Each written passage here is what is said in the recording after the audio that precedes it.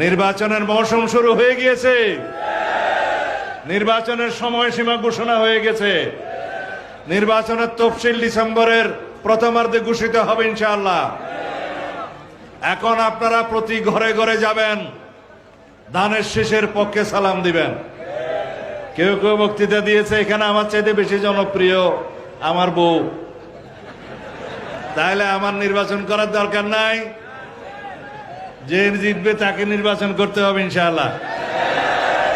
আরো বলেছে যদি আমার সন্তান আসে তারাও নাকি বেশি ভোট পাবে, কিন্তু এটা গণতন্ত্রের ভাষা না।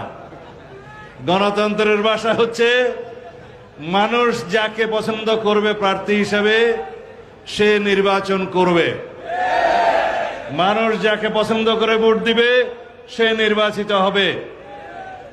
আপনাদের সন্তানের বউ হিসাবে আপনারা খুব দুঃসময়ে 2008 সালে আপনাদের পুত্রবধূকে আপনারা আমার চাইতেও বেশি ভোট দিয়ে জাতীয় সংসদে নির্বাচিত করেছিলেন। সেই কৃতজ্ঞতা, সেই ঋণ আমরা সারা জীবন স্বীকার করি।